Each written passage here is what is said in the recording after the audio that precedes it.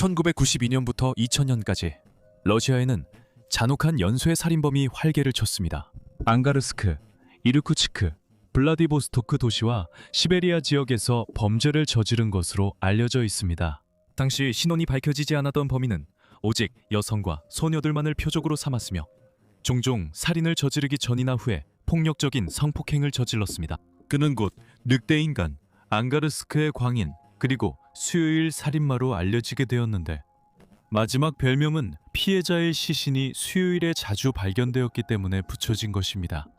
수년 동안 러시아 경찰은 앙가르스크의 광인의 진짜 정체를 추적했지만 경찰 내부에서 DNA 검사를 시작하고 나서야 진실을 밝혀낼 수 있었습니다. 그 살인범은 미하일 포프코프라는 이름의 전직 경찰관이었으며 결혼한 아버지로서 경찰을 그만두고 사설 경비원으로 일하게 되었습니다. 가족들의 믿기지 않는 반응에도 불구하고 포프코프가 바로 그 늑대인간이라는 사실에는 의심의 여지가 없었습니다. 그는 나중에 83명의 희생자를 살해했다고 자백했으며 오늘날 포프코프는 러시아 역사상 가장 많은 희생자를 낸 연쇄살인범으로 여겨지고 있습니다. 하지만 포프코프는 도대체 누구이며 무엇이 그를 이런 끔찍한 범죄를 저지르게 만들었을까요? 이 다큐멘터리에서 우리는 앙가르스크의 미치광이 미하일 포프코프에 뒤틀린 사건을 탐구하면서 이러한 질문들에 대해 조명하고자 합니다.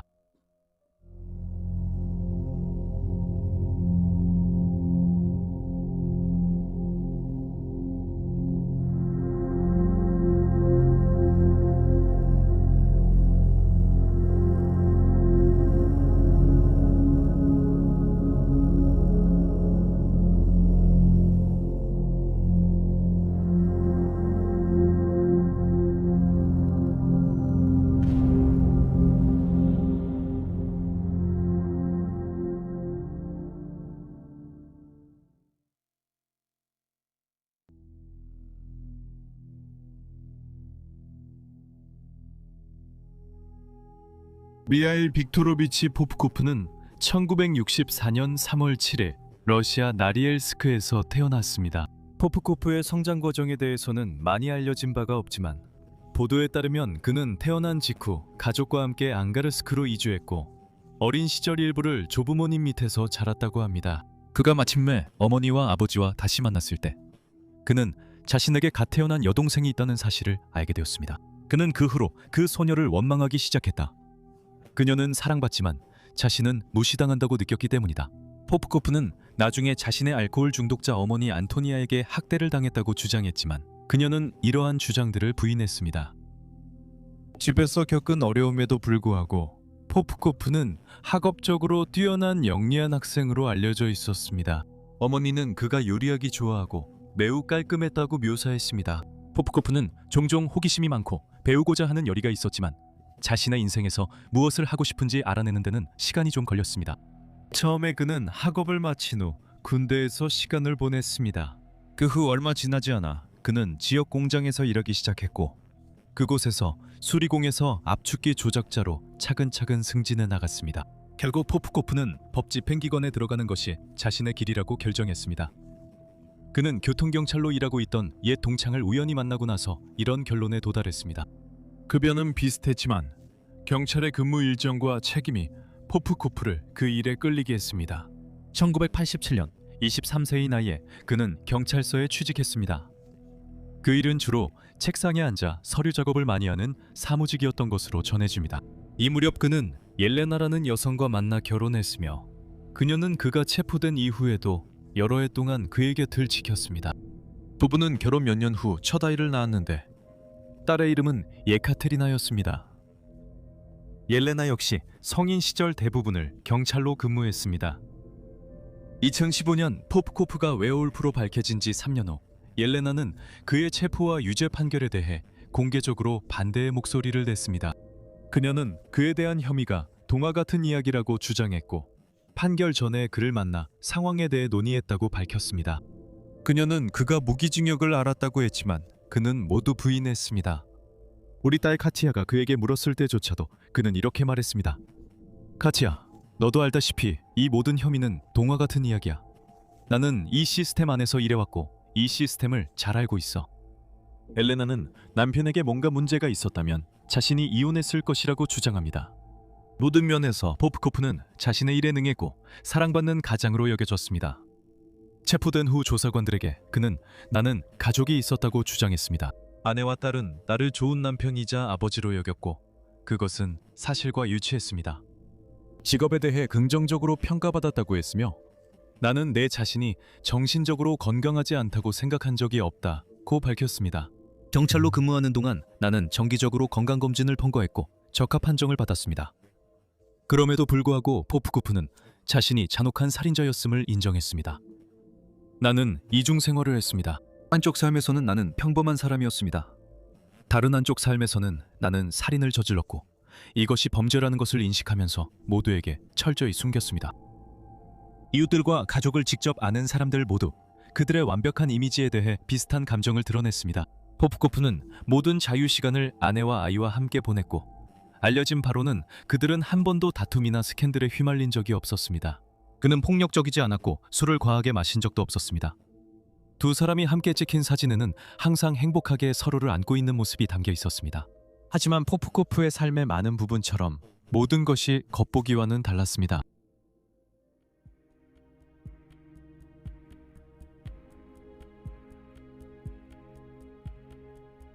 포프코프는 1992년에 범죄의 길을 걷기 시작했습니다. 20년 후에 그가 체포되었을 때 그는 아내가 동료와 바람을 피우고 있다고 의심하기 시작한 후 살인을 저지르기 시작했다고 경찰에 털어놓았습니다. 러시아의 한 소식통에 따르면 이 모든 것은 그가 퇴근 후 집에 돌아왔을 때 5살 난 딸이 집 근처 밖에 있는 것을 발견하면서 시작됐다고 합니다.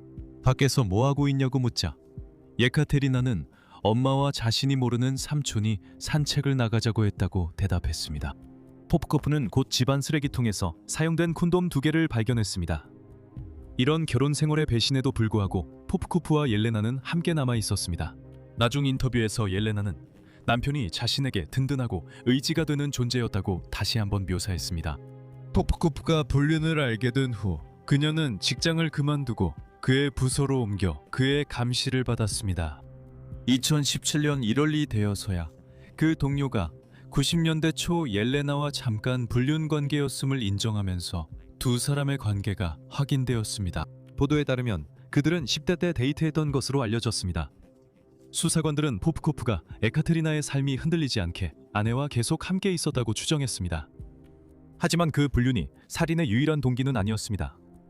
그는 또한 거리의 매춘부들을 정화하고 싶었다고 주장했습니다.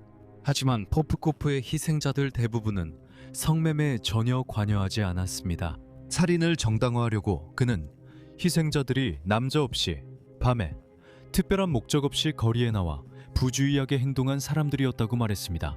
저와 대화를 나누는 것을 두려워하지 않고 제 차에 타서 모험을 찾아 드라이브를 가고 오락을 위해 술을 마시고 저와 성관계를 가질 준비가 되어 있던 사람들이었습니까? 그는 희생자들이 부정적인 행동을 했다고 하며 자신은 가르치고 벌주고 싶었다고 덧붙였습니다. 그는 본질적으로 남편이 있거나 남편과 자녀가 있는 여성이 혼자 술을 마시고 늦게 귀가해서는 안 된다고 믿었습니다. 그는 이런 여성들을 부도덕하다고 보고 그들의 행동에 벌을 받아야 한다고 생각했습니다. 특히 많은 포프코프의 피해자들은 그가 경찰 제복을 입고 태워주거나 신분증을 보여주었기 때문에 그와 함께 있을 때 안전하다고 느꼈습니다. 그는 또한 경찰 차량을 운전했습니다.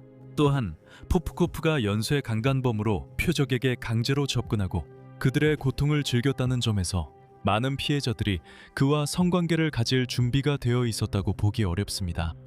포프코프는 자신의 첫 번째 살인을 충동적으로 저질렀다고 주장하며 그냥 내 차에 태워주던 여성을 죽이고 싶다는 생각이 들었다고 말했습니다. 스페인 신문 라 반과르디아는 그의 첫 번째 피해자가 어머니를 닮았고 매우 취해 있어 표적이 됐을 가능성이 크다고 보도했습니다. 포프코프의 수법은 단순했습니다. 그는 피해자들에게 차를 태워주겠다고 제안했고 그들이 차에 타면 머리를 때려 의식을 잃게 만들었습니다. 그 후 그는 피해자들을 도시 외곽의 외진 숲속 등 인적이 드문 곳으로 데려가서 그곳에서 피해자들을 훼손하고 잔인하게 공격한 뒤 살해했습니다. 모든 증언에 따르면 포프코프는 유혈 사태에 성적 흥분을 느꼈다고 합니다. 그는 모든 피해자들을 강간했으며 일부는 죽기 전에 일부는 죽은 후에 때로는 둘 다 저질렀습니다. 포프코프는 범행 중에 온갖 종류의 무기를 사용했으며 어느 하나를 특별히 선호하지는 않았습니다. 그는 장비를 확보하기 위해 자주 경찰이 앞선 무기 창고에서 무기를 훔쳤고 범행 후에는 사용한 무기를 항상 버렸으며 먼저 자신의 지문을 깨끗이 지우는 것을 잊지 않았습니다. 그는 살인에 쓸 무기는 항상 즉흥적으로 골랐고 미리 준비하지 않았습니다. 차에 있는 아무 물건이나 쓸 수 있었습니다. 라고 했습니다. 칼, 도끼, 야구방망이, 칼, 도끼, 야구방망이, 삽, 드라이버, 송곳이 그가 선호하는 무기 종류였습니다. 그는 총기를 사용한 적이 없었고 적어도 한 명의 피해자를 죽이기 위해 올가미를 사용했다는 보고가 있었지만 그는 밧줄도 사용하지 않았다고 주장했습니다. 포프코프의 가장 유명한 피해자 중 한 명은 딸이 다니는 음악학교 교사였습니다. 그는 그녀의 시신이 다른 여성과 함께 숲에서 발견됐다고 회상했습니다. 제 딸이 학교에서 장례식을 치르기 위해 돈을 모으고 있다며 저에게 돈을 달라고 부탁했습니다. 그리고 포프코프는 완벽하게 자상한 아버지이자 배려심 많은 남자인 척하며 딸에게 교사의 장례식 비용으로 쓸 돈을 건넸습니다. 하지만 그 여성을 잔인하게 강간 살해한 이는 바로 그였습니다. 또 다른 경우에는 포프코프가 범죄 현장에 자신의 경찰 신분증을 떨어뜨리는 것을 기억해냈고 수사관들이 발견하기 전에 즉시 다시 돌아가 그것을 가져왔습니다. 하지만 그가 도착했을 때 그날 자신이 죽인 두 여성 중 한 명이 아직 숨을 쉬고 있는 것을 보고 충격을 받았습니다. 그는 냉정하게 삽으로 끝냈다고 주장했습니다. 수사관들은 포프코프의 피해자들이 통통하고 키가 크지 않다고 묘사했으며 일부 뉴스 보도에서는 이 여성들이 종종 그의 어머니를 닮았다고 언급했습니다. 당국은 그가 이러한 살인을 통해 어머니에게 복수하려 했다고 추정했습니다. 그가 살해한 것으로 밝혀진 첫 29명의 피해자 중 25명은 19세에서 28세 사이였고 나머지 4명은 35세에서 40세 사이였습니다. 그의 피해자들은 대개 술을 마시고 있었으며 부분적으로 취해 있는 경우가 많았습니다.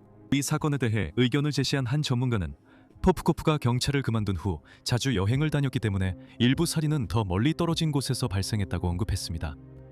2013년 시베리안 타임즈는 포프코프의 피해자 중 한 명의 여동생과 인터뷰를 했습니다. 20세의 타티아나 타냐 마르티노바는 1998년 10월 29일 친구 율리아 코프로코바와 함께 안가르스크에서 숨진 채 발견되었습니다.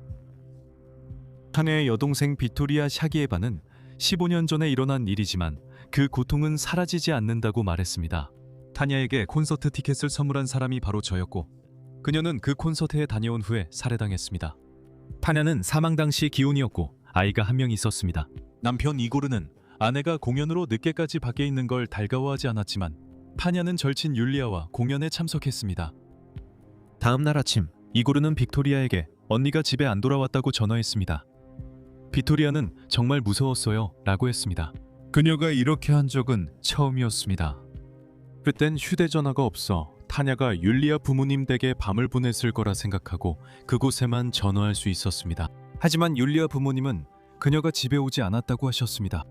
두 젊은 여성의 가족들은 즉시 경찰에 갔지만 실종 신고를 접수하려면 3일을 기다려야 한다는 말을 들었습니다. 그날 밤 늦게 두 사람의 알몸 시신이 도로 옆에서 발견되었습니다. 빅토리아는 자신의 여동생과 친구가 살해당했다는 사실을 알게 되었을 때 얼마나 충격을 받았는지 기억합니다. 그녀는 이렇게 말했습니다. 나중에 우리는 두 사람의 시신이 나란히 발견되었다는 말을 들었습니다. 두 소녀 모두 성폭행을 당했고 베이고 투막났습니다. 전문가들은 처음에 그들이 살해당한 후에 성폭행을 당했다고 우리에게 말했습니다. 제 오빠인 올렉이 타냐를 확인하러 영안실에 갔습니다. 그녀는 너무 심하게 훼손되어 있었습니다. 그가 나왔을 때 거의 초록색이었고 아무 말도 못했습니다. 저는 들어갈 엄두도 못 냈습니다. 타냐의 시신이 훼손되었음에도 불구하고 가족들은 그녀의 장례식에서 작별 인사를 할 수 있었습니다. 하지만 율리아는 얼굴이 너무 심하게 손상되어 관을 열어두는 장례식을 치를 수 없었습니다. 수사관들은 곧 두 사람이 콘서트가 끝난 후 친구들과 잠깐 술을 마셨고 집에 가는 길에 한 경찰관에게 차를 태워주겠다는 제안을 받았다는 사실을 밝혀냈습니다. 빅토리아는 시베리안 타임즈 인터뷰에서 어머니가 타냐의 죽음을 견디지 못했다고 전했습니다. 그녀는 남은 생일을 영매들과 연락하며 답을 찾는 데 보냈고 결국 2007년 66세의 나이로 심장마비로 세상을 떠났습니다. 빅토리아는 어머니가 더는 그 고통을 견딜 수 없으셨던 것 같아요 라고 말했습니다.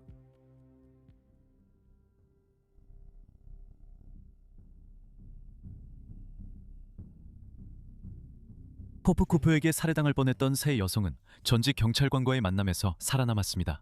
그 여성들 중 한 명은 스베틀라나 미시에비추스였으며 그녀는 공격을 당할 당시 겨우 17살이었습니다. 그녀는 그 이후로 몇 년 동안 포프코프와의 경험에 대해 때때로 이야기해왔습니다.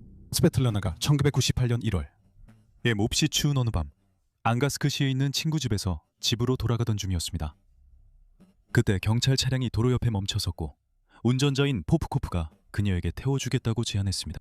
많은 사람들이 그랬듯이 잘못된 안정감에 이끌려 그 10대 소녀는 동의했습니다. 그녀는 경찰과 함께 가면 안전하다고 생각했다고 해상했습니다. 머리부터 발끝까지 너무 추웠기 때문에 저는 받아들였습니다. 그러나 포프코프가 집을 지나치자 스베틀라나는 우리가 어디로 가는 거예요? 라고 물으며 뭔가 잘못됐음을 곧 깨달았습니다. 그는 이후 그 10대 소녀를 외딴 숲속으로 데려가 옷을 벗으라고 강요한 뒤 그녀의 머리를 나무에 내리쳤습니다. 스베틀라나는 포프코프가 자신의 머리를 반복해서 나무에 내리쳤던 기억을 떠올리며 그 시간이 영원처럼 느껴졌다고 했습니다. 그녀는 나는 떨었고 그는 나를 강간하려 했어요. 그는 아무 말이나 반응도 없었어요. 라고 말했습니다. 나는 그의 밑에서 기어나와 그의 차로 달려갔어요. 거기서 자동차 열쇠를 찾을 수 있기를 바랐지만 실패했어요. 그는 나를 붙잡았고 나는 계단에서 넘어졌어요. 부상을 입었지만 스베틀라나는 계속 최선을 다했고 지나가는 사람들에게 도움을 청했으나 아무도 도와주지 않았어요. 잠시 뒤 17살 그녀는 포프코프의 경찰차가 다가오는 걸 봤고 그는 내려와 다시 공격한 뒤 그녀를 죽은 채로 두었어요. 스베틀라나는 이렇게 회상했어요. 그 다음에 기억나는 건 내가 영안실에서 깨어났다는 거예요. 깨어나서 일어나 앉았고 내 옆에 있는 시신의 발가락에 붙은 라벨을 봤어요. 그녀는 나중에 병원에서 깨어났어요. 나이가 25세로 기록되어 있었지만 다행히도 곧 어머니와 다시 만날 수 있었어요. 어머니는 그녀가 집에 돌아오지 않자 필사적으로 찾고 있었거든요. 포프코프와의 만남 이후 스베틀라나는 몸의 한쪽이 마비되었고 머리카락의 절반 정도가 두피에서 뜯겨나갔어요. 2018년에 아들과 대화하면서 이제 37세가 된 스베틀라나는 병원에서 태어날 때쯤 머리카락이 이미 회색으로 변해 있었다고 말했어요. 그의 공격 때문에 저는 7살이나 더 늙었어요. 걷지도 말하지도 못했죠. 모든 것을 처음부터 다시 배워야 했어요. 2, 3개월이 걸렸습니다. 저는 말을 더듬었고 지금도 그래요. 라고 그녀는 덧붙였어요. 제 뇌가 손상됐어요. 그 사람이 없었다면 저는 평범하게 살고 가족과 멋진 아이들도 있었을 거예요. 또 다른 생존 피해자인 예브게니아 프로토소바도 자신의 끔찍한 고통에 대해 언론에 이야기했습니다. 예브게니아는 1999년 7월 18살이었고 남자친구와 데이트를 마치고 자정쯤 식당을 나섰습니다. 남자친구가 자신의 아파트로 가자고 했지만 예브게니아는 거절하고 집까지 데려다 달라고 부탁했습니다. 하지만 남자친구는 그녀의 거절에 화가 나서 집까지 데려다 주지 않았습니다.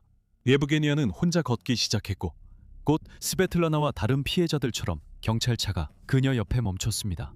포프코프는 평상복 차림이었지만 18살 그녀에게 신분증을 보여주며 태워주겠다고 했습니다. 예브게니아는 동의했습니다. 차량 안에서 그녀는 머리를 한 대 맞았습니다. 그녀가 깨어났을 때는 외딴 숲이었고 포프코프가 그녀 위에 서 있었습니다. 그는 그녀의 머리카락을 잡아 끌며 잔인하게 폭행했습니다. 예브게니아는 저 얼굴이 아직도 생생하게 기억나요. 짐승처럼 보였고 저는 완전히 두려웠어요. 라고 회상했습니다. 18살이던 그녀는 도망치지 않으면 포프코프에게 죽을 걸 알았습니다. 그녀는 가까스로 벗어나 도망쳤지만 포프코프가 다시 따라잡아 폭행을 계속했습니다. 그녀는 그 이후로 모든 것이 까맣게 변했다고 말했습니다. 그녀는 이르쿠츠크의 병원에서 깨어났습니다. 예브게니아는 포프코프와의 만남 이후 삶이 훨씬 나아졌습니다. 그녀는 저는 지금 좋은 가족이 있습니다. 결혼해서 2아이가 있어요. 아들과 딸이 있습니다. 라고 말했습니다. 수년 동안 당국은 자신들이 쫓고 있는 남성이 금속 노동자, 철도 직원, 운전사 또는 심지어 묘지 노동자라고 믿었습니다. 그들은 늑대 인간이 자신들 중 한 명일 가능성은 전혀 조사하지 않았습니다. 2012년 포프코프가 체포될 때까지 말이죠. 이로 인해 경찰에 대한 대중의 비판이 거세졌습니다. 특히 생존자들이 자신들의 경험이 수사관들에게 대부분 무시당했다고 증언했기 때문입니다. 스베틀라나는 병원을 퇴원한 직후 어머니의 지원을 받아 경찰서를 찾아가 자신이 경찰관에게 접근당하고 공격당했다고 진술했습니다. 17세 스베틀라나는 사진을 보고 포프코프를 직접 지목하는 데 성공했습니다. 한 전직 경찰관은 시베리안 타임즈와의 인터뷰에서 그가 맞다고 확인했다고 밝혔습니다. 하지만 경찰은 포프코프의 아내 엘레나가 남편을 위해 알리바이를 만들어내기 때문에 그녀의 말을 믿지 않았습니다. 적어도 2번 이상. 포프코프의 아내는 그가 폭행 사건에 연루되어 의심을 받거나 고소당했을 때 알리바이를 제공했습니다. 두 번째 사례는 포프코프가 매독에 감염된 시기와 새로운 피해자가 발견된 시기가 겹쳤는데 그 피해자 역시 같은 질병을 앓고 있었습니다. 수사관들은 의심을 품었을 때 범죄 현장에서 발견된 증거와 포프코프의 DNA를 비교하는 DNA 검사를 실시했어야 했습니다. 엘레나가 남편이 사건 발생 시각에 함께 있었다고 주장해 수사관들은 DNA 검사를 하지 않았습니다. 앙가르스크 연쇄살인범에 대한 초기 수사에 비판적인 사람들은 경찰이 생존자들의 말을 더 잘 듣고 적절한 검사를 실시했다면 사건이 더 빨리 해결될 수 있었을 것이라고 지적했습니다. 엘레나 포프코프의 말을 믿지 말고 경찰이 가진 적은 증거라도 제대로 활용했어야 했습니다. 물리적 증거는 많지 않았지만 범죄 현장 중 일부에서 DNA 샘플과 그녀의 차량인 라다 사바이사의 타이어 자국이 발견되어 검사할 수 있었습니다. 그럼에도 불구하고 수사관들은 이러한 증거들을 계속해서 무시했습니다.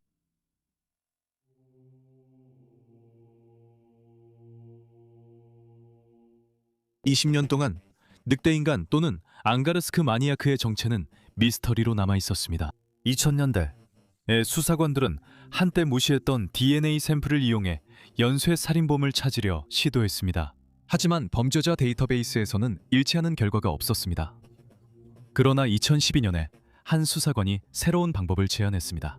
그는 용의자의 DNA를 현직 및 퇴직 경찰관들의 DNA와 비교해보자고 제안했습니다. 3,500명 이름이 담긴 데이터베이스에서 일치하는 인물이 바로 미하일 포프코프였습니다. 당국은 또한 포프코프가 살인사건이 발생했을 당시 라다 4X4 차량을 소유하고 있었음을 밝혀냈습니다. 이 차량은 여러 범죄 현장에서 발견된 타이어 자국과 일치하는 차량이었습니다. 이때 포프코프의 나이는 53세였습니다. 그는 1998년에 경찰을 떠났는데 라 반거르디아에 따르면 해고되었고 런던 이브닝 스탠다드에 따르면 은퇴했다고 합니다. 이는 그가 2000년에 완전히 살인을 멈췄다고 추정되는 시점 직전이었습니다. 그는 한 피해자로부터 매독에 감염된 후 피에 대한 갈망을 잃었고 발기부전으로 고생하게 되어 그렇게 했다고 주장했습니다. 그는 병을 방치하고 직접 치료하려 했다고 말했습니다. 병원에 가는 것이 두려웠고 그 결과를 직접 겪게 되었습니다. 나는 발기부전이 되었습니다. 그 후로 나는 강간과 살인에 대한 욕망을 잃었습니다. 경찰을 그만둔 후 그는 민간 경비업체에서 일하기 시작했습니다. 포프코프는 2012년 6월 23일 블라디보스토크에서 체포되었습니다. 처음에는 29명을 살해한 혐의로 기소되었지만 그는 이 중 24건의 범죄만 자백했습니다. 경찰에 진술할 때와 이후 법정에서 그는 다시 한번 자신이 부도덕한 여성들을 도시에서 몰아내려고 했다고 주장하며 그들 모두가 나쁜 행동에 대해 처벌받아야 한다고 말했습니다. 그는 또한 방탕한 삶을 사는 여성들만을 죽였다고 덧붙였습니다. 포프코프가 체포된 후 많은 반응이 있었습니다. 빅토리아 샤기에바, 포프코프의 많은 희생자 중 한 명인 타냐 마르티노바의 여동생은 그를 처음 봤던 순간을 회상했습니다. 그리고 그녀는 그를 어렴풋이 알아본 사실에 충격을 받았다고 했습니다. 둘 다 크로스컨트리 스키와 소총 사격이 결합된 바이애슬론에 참여했기 때문입니다. 그는 키 크고 마른 남자였고 항상 혼자였으며 수상쩍은 눈빛을 가졌다라고 말했습니다. 이 괴물은 앞으로 행복한 세월이 많이 남아있던 제 여동생의 생명을 앗아갔습니다. 한편 생존자인 스베틀라나 미쇼비치가 법정에 들어와 다시 한번 포프코프와 마주쳤을 때 그녀는 그를 보는 순간 다시는 걸을 수 없게 된 것 같았다고 말했습니다. 하지만 전 동료들은 그가 그렇게 끔찍한 범죄를 저질렀다는 사실을 믿을 수 없었습니다. 한 전 동료는 그는 정말 평범한 사람이었습니다. 바이애슬론을 좋아했죠 라고 회상했습니다. 한 번은 근무 중에 그는 체포 과정에서 강간범을 총으로 쏘았습니다. 조사가 있었지만 그는 처벌받지 않았습니다. 상사들은 그가 정당하게 행동했다고 여겼습니다. 또 다른 전 동료는 5년간 그와 밀접하게 일했습니다. 그는 농담을 많이 알고 파티 분위기 메이커였습니다 라고 말했습니다. 그가 체포될 당시 그의 딸 예카테리나는 26세였고 학교 교사로 일하고 있었습니다. 예카테리나와 어머니는 포프코프에 대한 이야기를 이해하지 못했습니다. 두 사람 모두 그의 무죄를 주장했지만 중대한 혐의가 제기된 이상 더는 앙가르스크에 머물 수 없다는 걸 알고 있었습니다. 엘레나는 가족의 집을 팔았고 그녀와 예카테리나 모두 성을 바꾼 뒤 다른 도시로 이사했습니다. 엘레나는 이렇게 말했습니다. 저는 그를 지지합니다. 저는 그를 믿어요. 만약 그가 지금 당장 풀려난다면 저는 아무 말도 하지 않을 것이고 우리는 계속 함께 살 것입니다. 저는 그를 사랑합니다. 저는 그를 지지합니다. 그는 수년간 저에게 해를 끼치지 않았고 저는 그와 함께 있을 때 안전함을 느꼈습니다. 한 고위 검사는 포프코프가 유죄 판결을 받은 후에도 두 사람이 이혼하지 않았다고 언급하며 그의 아내는 마지막 순간까지 항소장을 쓰고 그를 면회하길 요청했으며 두 사람은 자주 만났습니다. 라고 말했습니다. 아내는 남편이 수사관들에게 충격적인 자백을 한 이후에도 그를 외면하지 않았습니다. 두 사람은 여전히 결혼 상태입니다. 한편 예카테리나는 자신의 아버지가 기소된 범죄에 대해 다른 누군가가 책임이 있다고 믿었습니다. 텔레비전 인터뷰에서 그녀는 저는 이 모든 것을 믿지 않습니다. 라고 말했습니다. 저는 항상 아빠의 딸이라고 느꼈어요. 25년 동안 우리는 손에 손을 잡고 함께 했습니다. 우리는 함께 걷고 자전거를 타고 가게에 가고 아빠가 학교에 데리러 오셨어요. 우리 둘 다 모형 자동차를 수집해서 같은 취미를 가지고 있습니다. 그녀는 범죄학자가 되고 싶고 연쇄살인범 관련 책을 많이 읽는다고 했습니다. 그녀는 나는 수사관들이 연쇄살인범을 어떻게 잡는지에 대한 팁이 담긴 책을 읽었고 살인범들에 대한 기본적인 분류도 있었다고 주장했습니다. 아빠는 어느 분류에도 속하지 않고 미치광이처럼도 안 보여요. 포프코프의 어머니도 자신의 아들을 옹호하며 그런 범죄를 저지를 사람이 아니라고 주장했습니다. 안토니아는 가족을 사랑하고 딸을 소중히 여기며 손주를 꿈꿨다고 말했습니다. 그는 이런 일을 저지르지 않았고 내가 죽을 때까지 내 아들로 남을 거라고 했어요.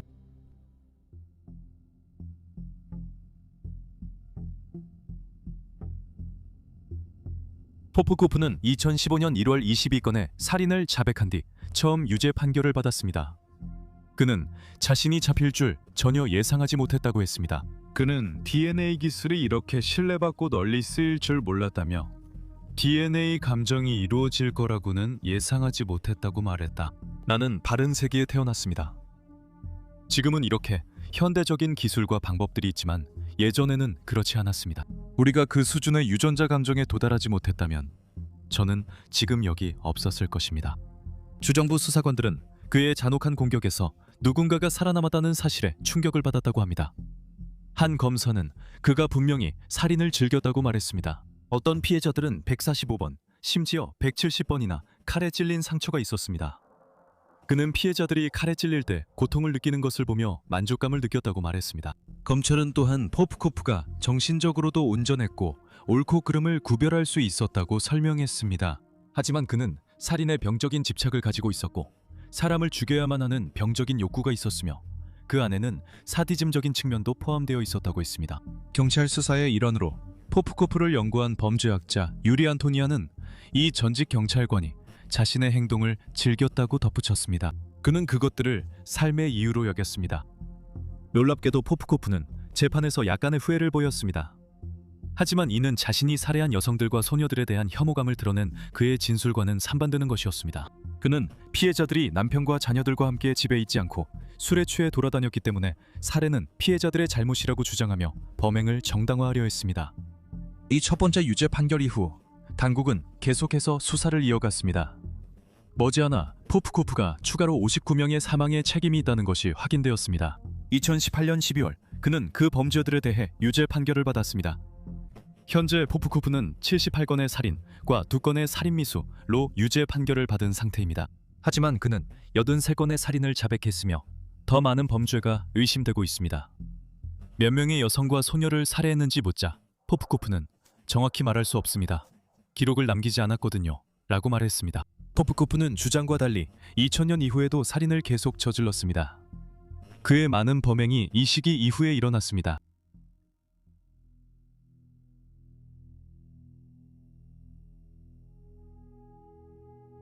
포프코프는 유죄 판결을 받은 후 최고 보안 교도소에서 2번의 종신형을 선고받았습니다. 지난해인 2023년 그는 3명의 여성을 더 살해한 사실이 밝혀지면서 추가로 10년형을 선고받았습니다. 1997년 10월과 1998년 3월 그는 25세 여성 2명을 목 졸라 살해했습니다. 그는 이 피해자들 중 한 명의 시신에 휘발유를 붓고 불을 질러 태웠습니다. 그리고 2003년 10월 그는 31세 여성을 칼로 찔러 살해했습니다. 그녀의 시신이 발견됐을 때에는 40군데의 자창이 있었습니다. 게다가 2023년에는 포프코프가 푸틴의 우크라이나 침공을 돕기 위해 군대에 입대하고 싶다고 밝히기도 했습니다. 러시아 당국은 2022년부터 죄수들을 전선에 투입해왔으며 6개월을 버티면 수감자들의 형을 면제해 주겠다고 제안해왔습니다. 언론이 그의 꿈이 무엇이냐고 묻자 포프코프는 군대에 입대하는 것이라고 답했습니다. 그는 전쟁이 컴퓨터 게임이 아니라는 것을 깨달았다고 덧붙였지만 러시아군과 함께 싸우는데 주저하지 않을 것이라고 말했습니다. 그는 또한 자신의 이전 군사훈련이 약 40년 전의 것이긴 하지만 도움이 될 것이라고 주장했습니다. 그의 딸 예카테리나는 그 후 결혼해 첫 아이인 아들을 낳았습니다. 예카테리나는 아이를 임신했을 때 자신의 자식이 아버지의 광적인 성향을 물려받을까봐 걱정된다고 공개적으로 밝혔습니다. 하지만 2017년에도 그녀는 여전히 아버지의 수많은 유죄 판결을 의심한다고 인정했으며 아버지에게서 피도 상처도 본 적이 없다고 주장했습니다. 그녀는 정육점 주인을 보세요. 온몸이 피로 덮입니다. 여자들이 얌전히 누웠을까요? 라고 말했습니다. 분명 여자들이 물린 자국이나 긁힌 흔적을 남겼을 겁니다. 이런 건 숨길 수 없죠. 하지만 아버지의 몸이나 얼굴에는 의심스러운 흔적이 전혀 없었습니다. 그녀는 아버지의 유죄 판결 후 정신과 치료를 받았고 아버지도 전문적 도움을 받길 바란다고 했습니다. 그녀는 그의 모든 범죄에도 불구하고 그를 최고의 아버지라고 불렀습니다. 우리가 그의 성장 과정에 대해 거의 알지 못하기 때문에 포프코프가 정확히 어떤 동기로 이런 삶을 살게 되었는지 추측하기는 어렵습니다. 정신과 의사 알렉산드르 그리시는 그가 학대적이고 알코올 중독자인 어머니 밑에서 자란 것이 주요한 원인 중 하나였다고 제안했습니다. 언론은 그가 어머니와의 어려운 관계로 인해 여성과 소녀, 특히 어머니를 닮은 이들에게 폭력을 저질렀다고 보도했으나 대상은 어머니를 닮은 이들로만 한정되지 않았습니다. 그리시는 또한 포프코프가 자신이 조직적인 광인이라고 부르는 범죄에 속한다고 언급했습니다. 조직적인 광인들은 높은 지능과 사회적 적응력을 갖추고 종종 가족도 있습니다. 이들은 범죄를 위해 자신을 안전하게 해주는 직업을 찾습니다. 이런 광인을 잡는 것은 매우 어려운 일입니다. 이런 사람을 알아보는 것도 어렵습니다. 심지어 경찰 채용 시험도 충분하지 않습니다. 술에 취한 여성에게만 끌린 것은 그의 어린 시절 문제와 연관이 있을 수 있습니다. 그의 어머니는 술을 자주 마시며 그를 학대했습니다. 크리시는 그의 어린 시절 다른 술 취한 여성들에게도 학대당했을 수 있다고 덧붙였습니다. 그리고 이 모든 것이 그의 성인기 행동에 영향을 미쳤고 결국 이런 끔찍한 결과로 이어졌습니다. 유럽에서 본 적 없는 가장 끔찍한 여성 살해범 중 한 명임에도 불구하고 수사관들은 앞으로 몇 년 안에 상황이 더 악화될 수 있다고 믿고 있습니다. 한 경찰 수사관은 포프코프가 100건이 넘는 범죄, 어쩌면 200건에 가까운 범죄를 저질렀을 것이라고 의심하고 있습니다. 많은 사람들은 포프코프가 자신에게 유리할 때만 살인을 밝히고 있으며 현재 더 많은 자백을 숨기고 있다가 더 이득이 되는 시기를 기다리고 있다고 믿고 있습니다.